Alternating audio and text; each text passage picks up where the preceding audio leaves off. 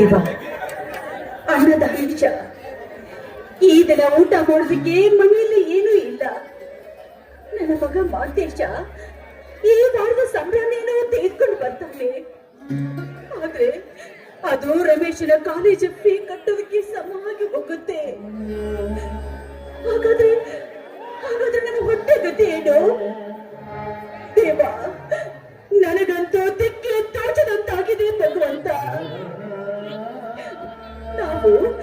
ನಾವು ಹೇಗಾದ್ರೂ ಮಾಡಿ ನಮ್ಮ ಹೊಸದನ್ನು ಹಿಂಗಿಸ್ಕೊಳ್ಬಹುದು. ಆದ್ರೆ ನಮಗಾಗಿ ಹಗಲು ಏಳು ಶ್ರಮ ವಹಿಸುತ್ತಿರುವ ನನ್ನ ಮಾತೇಶನ ಹೊಟ್ಟೆಗೆ ಹಿಡಿ ಅನ್ನ ಹಾಕದಷ್ಟು ಪಾಪಗಳು ಆಗ್ಬಿಟ್ವಲ್ಲ ನಾವು. ನೀನೇ ದಾರಿ ತೋರಿಸ್ಬೇಕು ನಮಗೆ.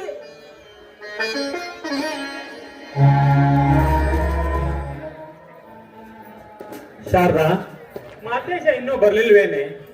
ರಮೇಶ ಹೇಳ್ದ ಇವತ್ತು ಕಾಲೇಜಿಗೆ ಫೀಸ್ ಕಟ್ಟಲು ಕೊನೆ ದಿನ ಅಂತ. ಅವ್ವ, ಇವತ್ತು ಫೀಸ್ ಕಟ್ಲೇಬೇಕವ್ವ. ಇದರಲ್ಲಿ ನಾನು ಜಯಶೀಲನ ಆಗ್ಲೇಬೇಕವ್ವ. ಅವ್ವ, ಅಣ್ಣ ಏನೋ ಬಂದಿಲ್ಲ ನನ್ನವ್ವ. ಹೋಗಿ ಕರೆಕೊಂಡು ಬರ್ತೇನೆ ಅವನ ಹೋಗಿ.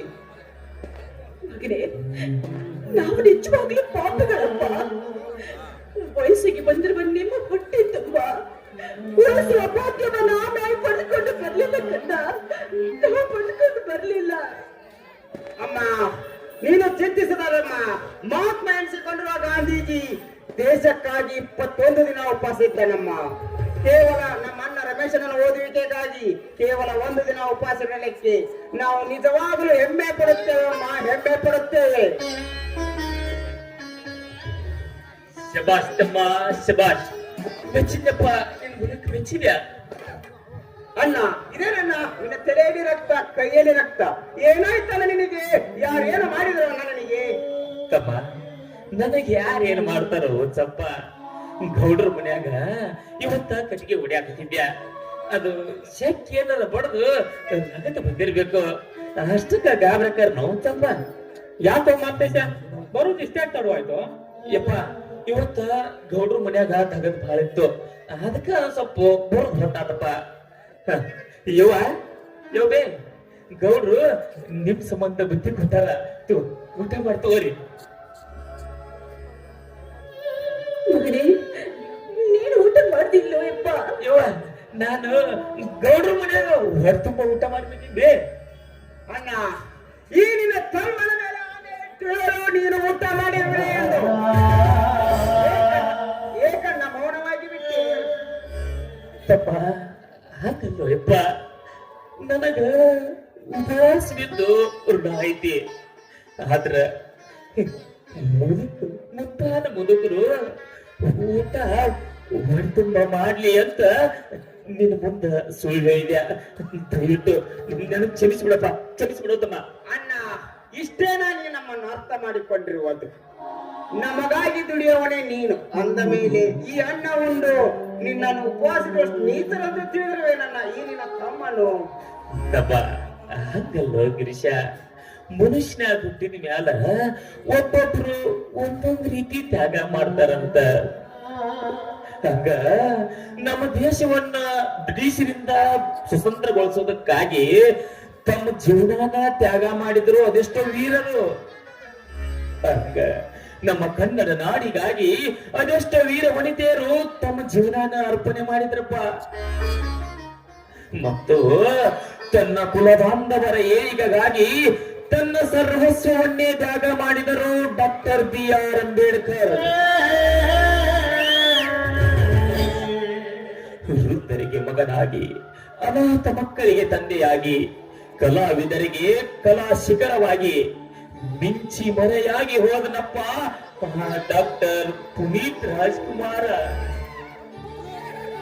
ತಮ್ಮ, ಇವರಷ್ಟೇ ಯಾಕೋ, ಇನ್ನೊಬ್ಬ ಮಹಾನ್ ತ್ಯಾಗಿ ಅದಳ.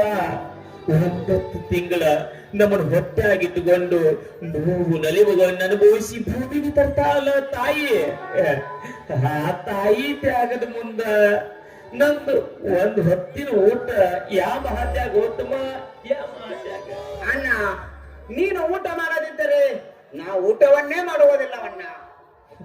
ಆಗಲಪ್ಪ, ನಿನ್ನೊಡನೆ ಊಟ ಮಾಡ್ಬೇಕಲ್ಲ. ಆಯ್ತು ಯವ್ವ, ಬಾ ನಮಗೂ ಊಟ ಕೊಡು, ನೀನು ಊಟ ಮಾಡಬಾರ್ದು. ಆಯ್ತಪ್ಪ.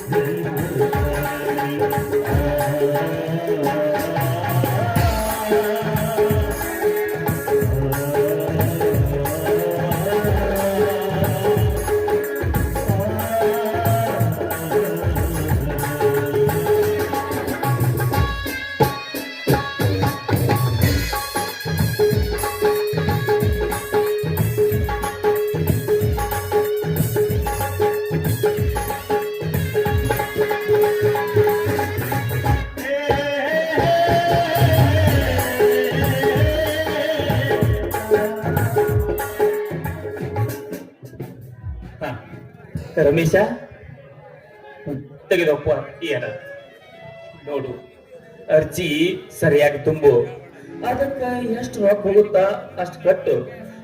ಉಳಿದ ರೊಕ್ಕದಾಗ ಅದಕ್ಕ ಏನೇನು ಪುಸ್ತಕ ಬೇಕು ಅದನ್ನ ತಗೊಂಡು ಚೆನ್ನಾಗಿ ಓದಿ ಇದ್ರಾಗ ಜೈಶಾಲೆಗೆ ಬಾಪ. ಅದ ನನ್ನ ಆಸೆ. ಅವಶ್ಯವಾಗಿ ಅಣ್ಣ, ನಿನ್ನ ಆಶೆಯನ್ನ ಖಂಡಿತವಾಗಿ ಈಡೇರಿಸುತ್ತೇನೆ.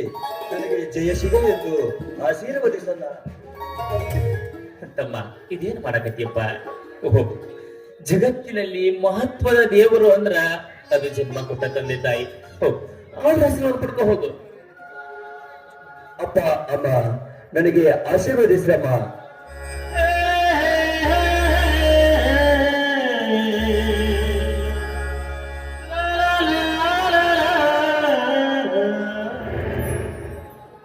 ಇರ್ಲಿ ನೇಣಪ್ಪ, ಆದಷ್ಟು ಬೇಗನೆ ನನಗೆ ನೌಕರಿ ಪ್ರಾಪ್ತಿ ಆಗ್ಲಿ. ಸರಿಯಮ್ಮ, ನಾನಿನ್ನು ಹೋಗಿ ಬರುತ್ತೇನೆ. ಅಣ್ಣ, ನಾನು ಹೋಗಿ ಬರ್ಲೆ? ಆಯ್ತಪ್ಪ, ಹೋಗಿ ಬಾ. ತಮ್ಮ ಗಿರೀಶ, ನೀ ಯಾವಾಗ ಮುಖ್ಯಪ್ಪ BSc ಫೈನಲ್ ಇರ ಕಲಿಯಾಕ? ಅಣ್ಣ, ಈ ವರ್ಷ ನಾನು ಓದಲಿಕ್ಕೆ ಹೋಗಬಾರದಂತ ಮಾಡಿದ್ದೇನಣ್ಣ. ಯಾಕೋ ಯಾಕೆ ಹೋಗುದಿಲ್ಲ? ಏನಾತಪ್ಪ ಅದನ್ನ ಹೇಳು. ಅಣ್ಣ, ಈಗ ಅಣ್ಣನ ಫೀಸ್ ಕಟ್ಟಲಿಕ್ಕೆ ನೀನೊಬ್ಬನೇ ತೊಂದರೆ ಅನುಭವಿಸುತ್ತಿರುವೆ. ಹೇಗೋ ಮುಂದಿನ ವರ್ಷ ರಮೇಶ್ ಅಣ್ಣನಿಗೆ ದೊಡ್ಡ ಪದವಿ ಬಂದಿರುತ್ತದೆ, ಆಗ ಓದಿದ್ರಾಯ್ತಂತೂ ಮಾಡಿದನಣ್ಣ. ತಪ್ಪ ಗಿರೀಶ, ಅದು ನಿನ್ನ ತಪ್ಪು ಕಲ್ಪನಾಪ. ನೋಡು, ಓದೋ ವಯಸ್ಸಿನಾಗ ಓದ್ಬೇಕು. ಮುಂದೆ ಓದ್ತೀನಂದ್ರ ಯಾವ ಕಾಲಕ್ಕೂ ಓದುದು ಆಗೋದಿಲ್ಲಪ್ಪ. ನೀ ಯಾವ್ದಕ್ಕೂ ಚಿಂತೆ ಮಾಡಬೇಡ.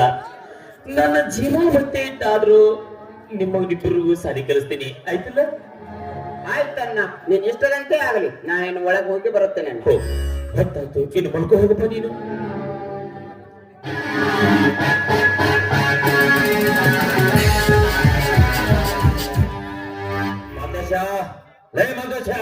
ಗೌಡ, ಯಾಕ್ರಿಯಪ್ಪ ಔಷಧ ಬಂದ್ರಿ? ಹೇಳ್ ಕಳ್ಸಿದ್ರೆ ನಾನು ಬರ್ತಿದ್ದಲ್ರಿಯಪ್ಪ ಮನೆಗೆ.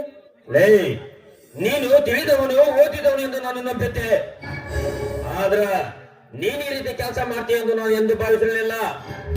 ಅಪ್ಪರ, ನಾ ಏನಂತ ಕೆಲಸ ಮಾಡಿದ್ರಿಪ್ಪ? ಏನಾಯ್ತ? ಏನ್ ತಪ್ಪಾತು ಅಂತ ಈ ರೀತಿ ಸಿಟಿ ಬಂದಿರಿ?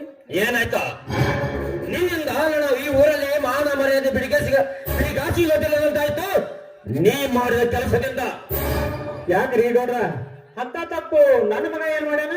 ಶಾಂತಪ್ಪ, ಈ ನಿನ್ನ ದರಿದ್ರ ಮಗ ಏನ್ ಮಾಡಿದನು ಗೊತ್ತಾ? ಇಂದು ನನ್ನ ಮನೆಗೆ 4 ಜನ ಅತಿಥಿಗಳು ಬರ ಹೇಳಿದ್ದೆ. ಅವರು ಬರುತ್ತಾರೆಂದು ಅಡಿಗೆ ಮಾಡ್ತಿರಲಿಲ್ಲ. ಕಟ್ಟು ತಂದಿದ್ದಾನೆ ಈ ನಿನ್ನ ನೀಚ ಮಗ. ಈ ಊರಿನ ಗರ್ಭ ಶ್ರೀಮಂತದ ನಾನು ಬಂದ 4 ಜನ ಎದುರಿಗೆ ತಲೆ ತಗ್ಗಿಸುವಂತಾಯಿತು ಈ ನಿನ್ನ ಮಗ ಮಾಡಿದ ಮಹಾನ್ ಕಾರ್ಯದಿಂದ. ಹೌದೇನು ಮಾತೇಶ? ಏನು ಏನು ಅವ್ರು ಹೇಳ್ತಾರೋ ಮಾತುಗಳು? ನೀನು ತಂದಿರುವೆ ಅನ್ನವನ್ನ ಅಕ್ಕ ತಂದಿರುವೇನು? ಯವ್ವ ನಾ ಅನ್ನ ಕಟ್ಟಿದ್ವಿ ಗೌಡ್ರ ನಿಮ್ಮ ಅವ್ವಗ ಅಪ್ಪಗ ಊಟಕ್ಕೆ ಹೋಯಿ ಅಂತ ಅವ್ರ ಕಟ್ಬಿಟ್ಟಾರ ಯವ್ವ. ಯವ್ವ ನಾನು ನಿನ್ನ ಮಗವೇ ಅನ್ನ ಕಲಿ ಅಂತ ವಿವೇಕಿ ನಾನಲ್ವೇ ಯವ್ವ, ನೀನು ನನ್ನ ಬೇಯವ್ವ. ಅಂದ್ರ ನಾನು ಹುಚ್ಚ ಹಿಡಿದು ನೀನು ಮುಂದೆ ಸುಳ್ಳು ಹೇಳಕ್ ಬಂದಿ ಅಂತಿಕೊಂಡೆ ಮಗನ. ಶಾಂತಪ್ಪ, ನಿನ್ನಂತ ಹೊಟ್ಟೆಯಲ್ಲಿ ಎಂತ ನೀಚ ನನ್ನ ಮಗ ಹೋಗ್ತಾನೆಂದು ಎಂದೂ ತಿಳಿದಿಲ್ಲ ನಾನು. ಅವಿವೇಕಿ, ನೀನೆಂತ ಮಗನು ಅನ್ನ ಕಲಿಯೋ ಅವಿವೇಕಿ? ಯಪ್ಪ ನೀನು ಹೊಡಿ ಹೊಡಿ ಯಪ್ಪ, ನೀ ಬೇಕಾದ್ರ ನನ್ನ ಕೊಂದು ಹಾಕಪ್ಪ, ನನಗ ಸಿಟ್ಟಿಲ್ಲ ಯಪ್ಪ, ನನಗ ಸಿಟ್ಟಿಲ್ಲ ಯಪ್ಪ. ಜಗತ್ತಿನ್ಯಾಗ ತಂದಿ ತಾಯಿನ ದೊಡ್ಡ ದೇವರು ಅಂತಾರ ಯಪ್ಪ, ಅವನ ಮ್ಯಾಗ ಹನಿ ಮಾಡಿ ಹೇಳ್ತೀನಿ. ನನ್ನ ಕಟ್ಟಿಲ್ಲ ಯಪ್ಪ, ಇದ್ರಾಗ ಏನ ಮೋಸ ಐತೋ ಯಪ್ಪ, ನನ್ನ ನಮ್ಮ ಅಪ್ಪ ನಿನ್ ಗಾಲಿ ಬಂದಿಲ್ಲ ನನ್ನಪ್ಪ.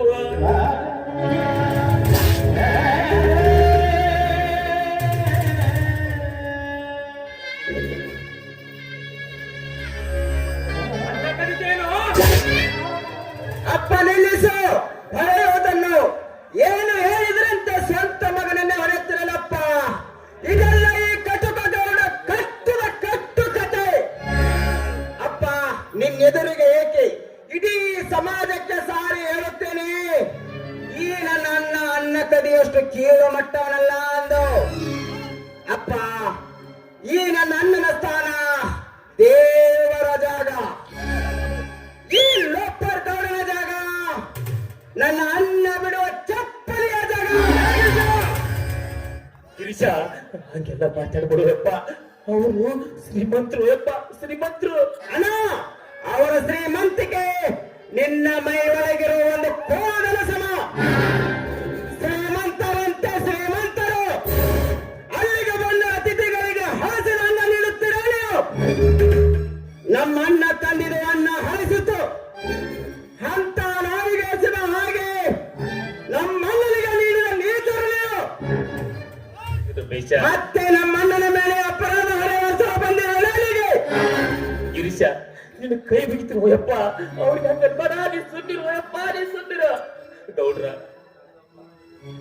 ಗೌಡ್ರ ಏನೋ ಅವ್ರಿ ಅದು ನಮ್ ತಪ್ಪ ಮಾತಾಡೇನ್ರಿಯಪ್ಪ. ಅವನ ಪರವಾಗಿ ನಿನಗೆ ನಾ ಕ್ಷಮೆ ದಯವಿಟ್ಟು ಕ್ಷಮಿಸ್ಬಿಡಪ್ಪ, ಕ್ಷಮಿಸ್ಬಿಡು. ಶಾಂತಪ್ಪ, ಇನ್ನು ಮುಂದಾದ್ರೆ ನನ್ನ ಮಕ್ಕಳಿಗೆ ಚೆನ್ನಾಗಿ ಬುದ್ಧಿ ಕಲಿಸು. ಇಲ್ಲ ಅಂದ್ರ ಈ ಭೀಮನಗೌಡ ಯಾರು ಎಂತವನೆಂದು ತಿಳಿಸಿಕೊಟ್ಟು ಹೋಗ್ಬೇಕಾಗತ್ತ.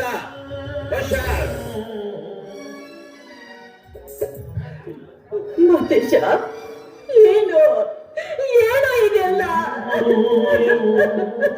ಯವ್ವ ಗೌಡ್ರು ನಮ್ಮ ಒಳಗ ಜಗಳ ಹಚ್ಚಾಕ ಬಂದಾರ ಬೇವ, ಜಗಳ ಹಚ್ಚಾಕ ಬಂದಾರ. ಮಾತೇಶ ಪೆಟ್ಟಾಯ್ತೇನೋ? ಪೆಟ್ಟಾಯ್ತೇನೋ?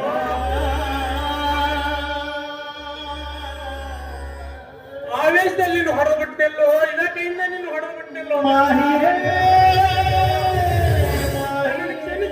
ನನ್ನನ್ನು ಕ್ಷಮಿಸಿಬಿಡು. ಯಪ್ಪ ಎಂತ ಮಾತು ಮಾತಾಡ್ತೀವ ಯಪ್ಪ ನೀನು. ನಾನು ನಿನ್ನನ್ನು ಕ್ಷಮಿಸ್ಬೇಕ ಯಪ್ಪ? ತನ್ನ ಮಕ್ಕಳು ಸನ್ಮಾರ್ಗದಲ್ಲಿ ನಡೀಲಿ ಅಂತ ತಂದಿ ಮಕ್ಕಳು ನೋಡಿದ್ದಾನಪ್ಪ. ಉಳಿದವ ದುರ್ದೇದಿ ಸಿಟ್ಕೊಂಡು ಹೊಡೆಯಂಗಿಲ್ಲ ಯಪ್ಪ. ಏನ ತಿಳಿದ ತಪ್ಪಾಗೈತಿ, ಹೋಗ್ಲಿ ಬಿಡಪ್ಪ, ಅದು ಪಶ್ಚಾತ್ತಾಪ ಮಾಡಬೇಡ, ಹಂಗೆಲ್ಲ ಮಾತಾಡಬೇಡ ತಮ್ಮ ಗಿರೀಶ. ಹಾಗೆಲ್ಲ ಮಾತಾಡಬಾರ್ದಪ್ಪ. ಅವರು ನಮಗನ್ನ ಹಾಕುದನಿ, ಅವರು ನಮಗನ್ನ ಹಾಕ್ತಾರ ಬಳಕ ಅವರು ಅಂದ್ರ ಅನಿಸ್ಕೋಬೇಕು. ಬೇದ್ರ ಬೇದ್ಗೋಸ್ಬೇಕು ಹೋದ್ರ ಹೊದಿಸ್ಕೊಂಡು ಹಾಕೋಬೇಕಪ್ಪ. ಯಾಕಂದ್ರ ಅವ್ರ ಮನ್ಯಾಗ ದಿನನಿತ್ಯ ಕೆಲಸ ಮಾಡೋರು ನಮಗ ಅನ್ನ ಹಾಕ್ತಾರೋ ಯಪ್ಪ, ಅವರು ಅನ್ನ ಹಾಕ್ತಾರ. ಅಣ್ಣ ನಾನೇನು ಮಾಡಲಣ್ಣ, ನಿನಗೆ ಯಾರಾದರೂ ಕೆಟ್ಟತನ ಮಾಡಿದರೆ ಅದು ನನ್ನಿಂದ ಸಹಿಸಲಿಕ್ಕೆ ಆಗುವುದಿಲ್ಲ ಅಣ್ಣ. ನಾಳೆಯಿಂದ ಆ ಗೌಡನ ಮನೆ ಕೆಲಸಕ್ಕೆ ಹೋಗೋದು ಬೇಡ. ಅಪ್ಪ, ನಾಳಿತ್ರ ನಾ ಗೌಡ್ರು ಮನಿ ಕೆಲ್ಸಕ್ಕೆ ಹೋಲಿಕ್ಕ ಹೊಟ್ಟಿಗೆ ಮಣ್ಣು ತಿನ್ಬೇಕಾಗತ್ತಪ್ಪ, ಮಣ್ಣು ತಿನ್ಬೇಕಾಗತ್ತ. ಮಾತೇಶ, ಯಾವುದಕ್ಕೂ ನೀನು ಸ್ವಲ್ಪ ಹುಷಾರಾಗಿರ್ಬೇಕು. ಹಾಗಡೆ ಬಾ. ಇರ್ಲಿ, ಬಾರಪ್ಪ, ಮಲ್ಕೊಳ್ಳುವಂಗೆ ಹೊರಗ್ ಬಾ. ಹೋಗೋಣ ಬಾ. ಹರಿವ ನೀರು ನಮ್ಮ ಜೀವನ, 3 ದಿನದ ಈ ಯಮನ, ಸಂಸಾರ ಎಂಬುದು ಮಧುರೇನ, ಸಂಸಾರ ಎಂಬುದು ಮಧುರೇನ.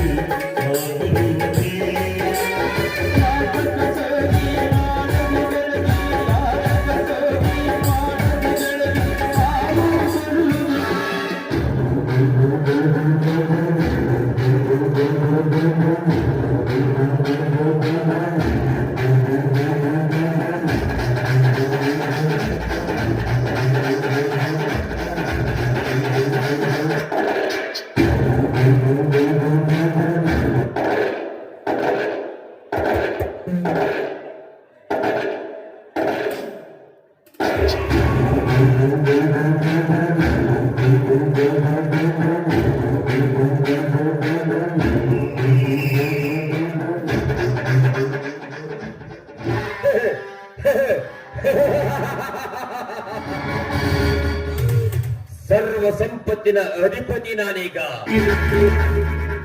ಇದೇ 20 ವರ್ಷದ ಕೆಳಗೆ ನಾನು ಏನಿಲ್ಲದ ಕಿರುಬೋಕಿ ನಾನಾಗಿದ್ದೆ. ಈಗ ನನ್ನ ಆಸೆಯಂತೆ ನಾನಾದೆ ಶ್ರೀಮಂತ, ಮಹಾನ್ ಶ್ರೀಮಂತ.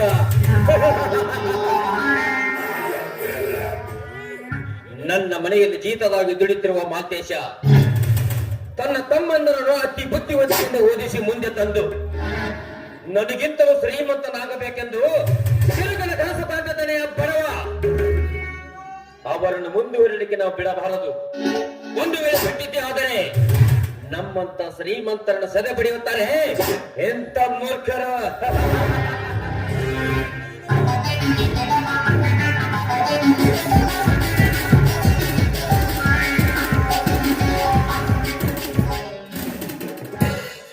ನಮಸ್ಕಾರ ಗೌಡ್ರಿಗೆ. ಪ್ರವೀಣ, ಮತ್ತೇನು ಸಮಾಚಾರ? ಏನಿಲ್ಲ ಗೌಡ್ರಿ, ಕೆಲಸವಿಲ್ಲದ ಮನಸ್ಸಿಗೆ ತುಂಬಾ ಬೇಜಾರವಾಗಿದೆ. ನಮಗೆ ಕೆಲಸ ಏನಂತ ಹೇಳಿ ಗೌಡ್ರಿ. ಕೆಲಸಕ್ಕಾಗಿ ಅಷ್ಟೊಂದು ಆದ್ರೂ ಪರಬೇಡ ಪ್ರವೀಣ. ಈಗ ಈ ಮನೆಯಲ್ಲಿ ನಿನಗೇನು ಕಡಿಮೆ ಆಗಿದೆ? ಓ ಗೌಡ್ರಿ, ಇದೆಲ್ಲ ಶಾಶ್ವತನ. ಏಯ್ ಪ್ರವೀಣ, ದಿನನಿತ್ಯ ತಲೆ ಕೆಡಿಸಿಕೊಂಡು ದುಡಿಯುವ ಅಗತ್ಯವೇ ಇಲ್ಲ. ಸಮಯ ಸಂದರ್ಭ ಬಂದಾಗ ಹೊಂಚು ಹಾಕಬೇಕು. ಇನ್ನು 4 ದಿನ ಇರು, ಆಮೇಲೆ ನಿನಗೆ ಅತ್ಯಂತ ಪ್ರಮುಖವಾದ ಕೆಲಸವಿದೆ. ಅದೆಂತ ಪ್ರಮುಖವಾದ ವಿಷಯ ಗೌಡ್ರಿ? ನೋಡು, ಸರ್ಕಾರದಿಂದ ಈ ಬಡ ಜನರಿಗೆ ಮನೆ ಕಟ್ಟಲಿಕ್ಕೆ ಜಾಗ ಕೊಡ್ತಾ ಇದ್ದಾರೆ. ಆದರೆ ಗೌಡ್ರಿ, ಮಾತನ್ನು ಅರ್ಧಕ್ಕೆ ನಿಲ್ಲಿಸಿ ಬಿಟ್ರಿ. ಪ್ರವೀಣ, ಹೇಗಾದ್ರೂ ಮಾಡಿ ಆ ಜಾಗವನ್ನು ನಾವು ಲಪ್ಪಿಸಲೇಬೇಕು. ಅದು ಹೇಗೆ ಸಾಧ್ಯ ಗೌಡ್ರಿ? ಸರ್ಕಾರ ಭೂಮಿಯನ್ನು ಬಡವರಿಗೆ ದಾನವಾಗಿ ಕೊಟ್ಟುತ್ತದೆ. ಅದನ್ನು ನಾವು ಲಪ್ಪಿಸಲು ಹೋದರೆ ಜನ ಸುಮ್ಮನೆ ಇರುತ್ತಾರೆ. ಇಲ್ಲೇ ನೋಡು ಪ್ರವೀಣ, ನೋಡು, ನೇರವಾಗಿ ಹೋಗಿ ಕೇಳಿದ್ರೆ ಕೊಡ್ತಾರೇನೋ ಈ ಜನ. ಮೋಸ ಮಾಡಬೇಕು. ಚಕ್ರವ್ಯೂಹಗಳಿಗೆ ಹೋದ ಅಭಿಮನ್ಯುವನ್ನ ಆ ಕೌರವರು ಹೇಗೆ ಸದೆ ಬಡಿದರು, ಆ ರೀತಿ ಸದೆ ಬಡಿಬೇಕು ಈ ಬಡವರನ್ನ. ಅದು ಹೇಗೆ ಸಾಧ್ಯ ಗೌಡ್ರಿ?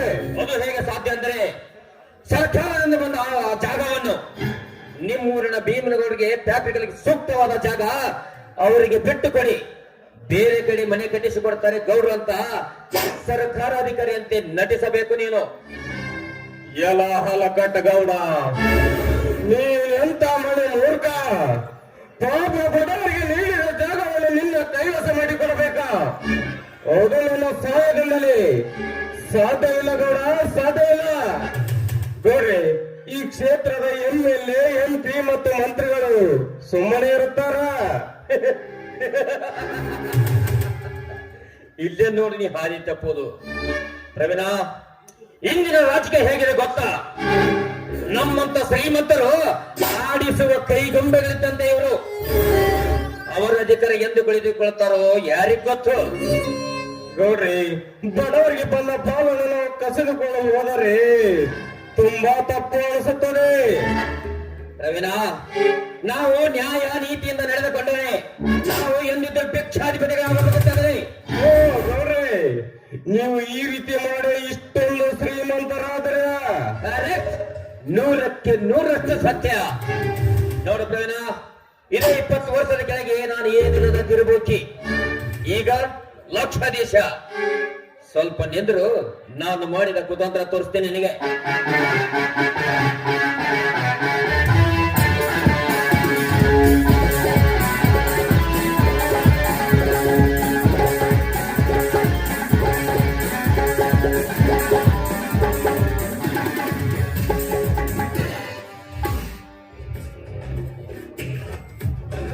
ಇದು ಎಲ್ಲ ಏನು ಗೌಡ್ರಿ?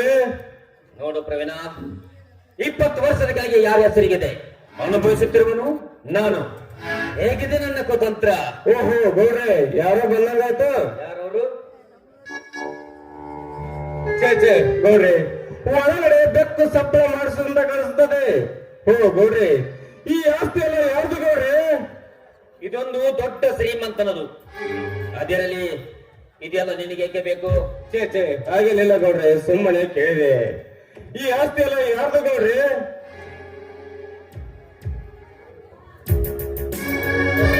ಗೌಡ್ರೆ, ಸುಮ್ಮನೆ ಕೇಳಿದೆ. ಹಾ ಗೌಡ್ರಿ, ಈ ಆಸ್ತಿ ಎಲ್ಲ ಯಾರ್ದು ಗೌಡ್ರಿ? ಹಾ ನೋಡ್ಬೇಡ, ಇನ್ನು 4 ದಿನದಲ್ಲಿ ಈ ಕೆಲಸ ಪೂರ್ಣಗೊಳಿಸಬೇಕು ನೀನು. ಅಂದಹಾಗೆ ಗೌಡ್ರಿ, ಈ ಕೆಲಸ ಮಾಡಿ ಕೊಟ್ಟರೆ ನನಗೇನು ಲಾಭ? ನೋಡು, ನಿನಗೆ ದಿನಕ್ಕೆ 5,000 ಹಣ ಕೊಡ್ತೇನೆ. 5 ಲಕ್ಷಕ್ಕೆ ಹೆಚ್ಚು ಬೆಲೆ ಬಾಳುವ ವಸ್ತುವನ್ನು ನನಗೆ ದಕ್ಕಿಸಿ ಕೊಟ್ಟರೆ ಕೇವಲ ನನಗೆ 5,000 ಕೊಡಲೇ ಗೌಡ, ನಿಮ್ಮದೆಂತ ತಲೆ ಮಗನೇ. ಹಾ ಪ್ರವೀಣ, ಏನೋ ವಿಚಾರ ಮಾಡ್ತೇನೆ ಅಂತಲ್ಲ, ಯಾಕೆ ನಿನ್ಗೆ ಇನ್ನೂ ಹಣ ಜಾಸ್ತಿ ಬೇಕಾ? ನೋಡು, ಮೊದಲು ಕೆಲಸ ಮುಗಿಸು, ಆಮೇಲೆ ಬೇಡಿದಷ್ಟು ಹಣ ಕೊಡ್ತೇನೆ. ಆಯ್ತು ಗೌರಿ, ಸದ್ಯದಲ್ಲಿ ನಮ್ಮ ಗುರಿ ಈ ಬಡಬಕ್ಕರು ಹೊಟ್ಟೆ ಮೇಲೆ ಕಾಲು ತುಳಿದು ನಮ್ಮ ಅಂತಪುರ ಅಂತಸ್ತನ್ನು ಕಟ್ಟೋಣ. ನಡೆ ಹೋಗೋಣ.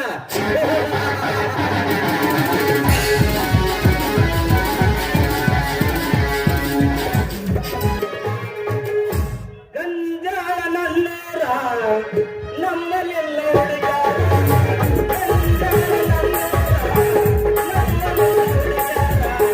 ನಾ ಪ್ರೇಮ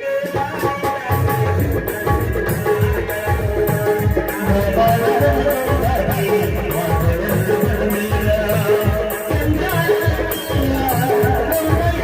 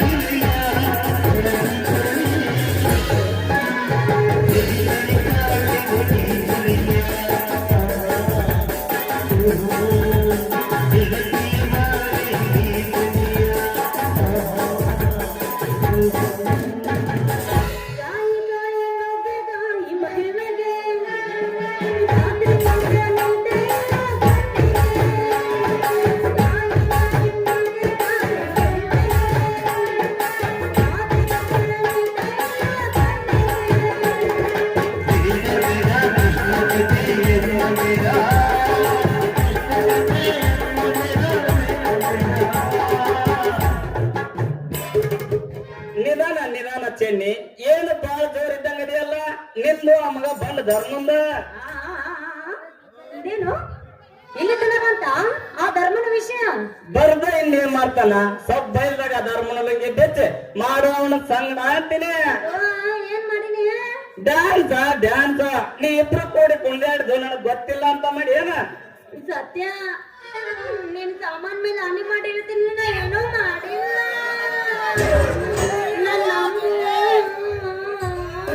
ಯಾರು ನಂಬೇಕು ಯಾರು ನಂಬಾರ್ದು ಒಂದು ತಿಳಿಯೋದು ಒಟ್ಟಿನಲ್ಲಿ ಯಾಕೋ ನೀ ಕೆಡಕತ್ತಿ ಅಂತ ನೋಡು ಏ ಕೆಡಕ್ ನೀನ್ ಮಾಡಿ ಹೇಳಿ ಹೌದು ಚೆನ್ನಿ ವಯಸ್ಸಿಗೆ ಬಂದ ಹೆಣ್ಣು ಒಂದು ಮಾವಿನ ಹಣ್ಣಿದ್ದಂಗೆ ಆ ಹಣ್ಣು ಕೆಟ್ಟರೆ ಯಾರೂ ತಿನ್ನುವುದಿಲ್ಲ ಅದರಂತೆ ನೀನು ಸ್ವಚ್ಛವಾಗಿದ್ರೆ ಅಷ್ಟೇ ಸಾಕು ನಾನು ಕೆಟ್ಟು ಹೋಗುವಂತ ಹಣ್ಣಲ್ಲೇ ಸತ್ಯ ಆ ಧರ್ಮದನಲ್ಲ ನನ್ನ ಮೇಲೆ ಬಹಳ ಕೆಟ್ಟ ಕಣ್ಣಿಟ್ಟಂಗ ಕಾಣಕತ್ತನ ಅದೇ ಗಣಪತಿ ಒಂದು ಕಾಣಿಸ್ಬೇಕು ಅಂತೇಳಿ ನನ್ನ ಬಲ್ಯಾಗ ಹಾಕೊಂಡು ಒಂದು ಬೆಳ್ಳಿ ಬಂಗಾರ ಹೊಡ್ಕೋಬೇಕನ್ನೋದ ನನ್ನ ಉದ್ದೇಶ ಓಹೋ ಹಂಗ ವಿಷಯ ಹಂಗಾದ್ರ ಮುಂದುವರ್ಸು ಅತಿ ಮುಂದುವರ್ಸ್ಬೇಡ ಮತ್ತ ಏನ್ಕೇನ್ರ ಆಗ್ಬಿಟ್ಟಿತ್ತು ಏ ಹಂಗೇನು ಆಗುದಿಲ್ಲ ಆದ್ರಿಂದ ನನಗೇನಿಲ್ಲ ನಷ್ಟ ನಿನಗೆ ಆಗುವುದು ಬಹಳ ಕಷ್ಟ ಚೆನ್ನಿ ನೀ ಬೇರೆಯವರ ಜೊತೆ ಇದ್ದಿದ್ದು ನೋಡಿದ್ರೆ ನನಗಾಗುತ್ತ ಸಂತ ನನಗ ಬೆಳ್ಳಿ ಬಂಗಾರ ಅಂದ್ರೆ ನಾ ಬಹಳ ಇಷ್ಟ ಅವನ್ನೆಲ್ಲ ತಂದು ಕೊಡಕ ನನಗ್ ಕಷ್ಟ ಅಯ್ಯೋ ಇದೇ ಆಗುವುದು ನೋಡು ನನಗೆ ನಷ್ಟ ಯಾಕ ಮಾಡ್ತೀನಿ ಚೆನ್ನಿ ಚೇಷ್ಟ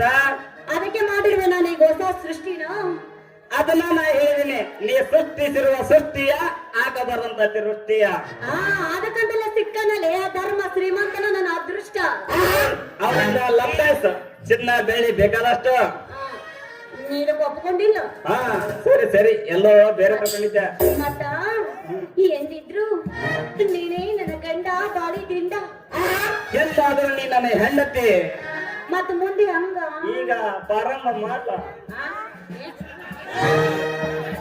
ಏನೋ ಬಂದು ಕೂಲೆ ಮಾರ ಏನೋ ನನ್ನ ನಿನ್ನ ಪ್ರೇಮ ಗೀತೆ ಒಂದು ಡ್ಯಾನ್ಸ್ ಆಗ್ಯದ ನಾನು ಕೌನ್ಸಿಲ್ ಬಿಟ್ಟು ಹೋಗಿ ಹೋಗಿ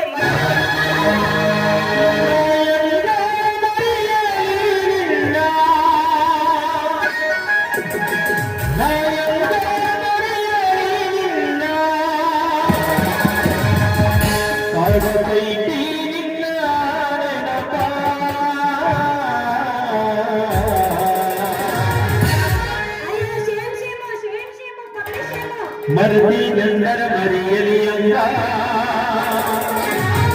ವಿಜ್ಞಾನಂಗ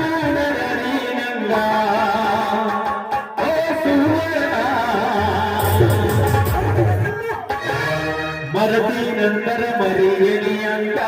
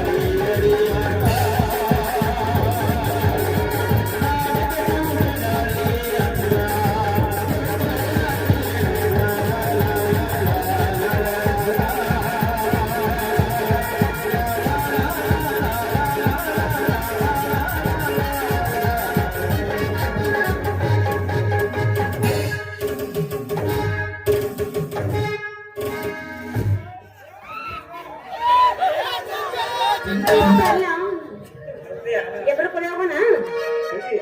ಹಾ ಇನ್ನೊಂದ್ ತೆಗಿ. ಒಂದು ಕತ್ತಿ ಹೇಗಾಗತ್ತೀವಿ ಇನ್ನೊಂದಾದ್ರೆ ಡಬ್ಬು ಮುಕ್ಕತ್ತಿ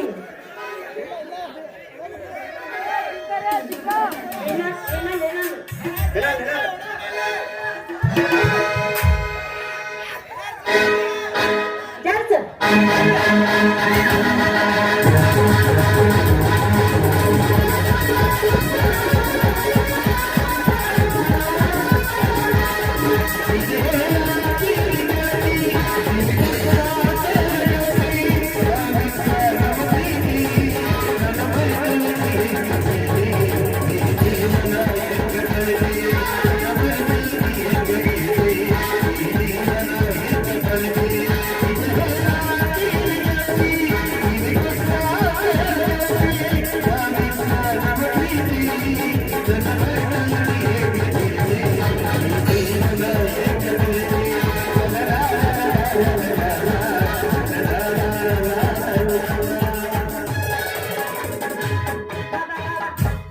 ಇಟ್ರಾಗ ಸಮಾಧಾನ ಮಾಡ್ಕೊ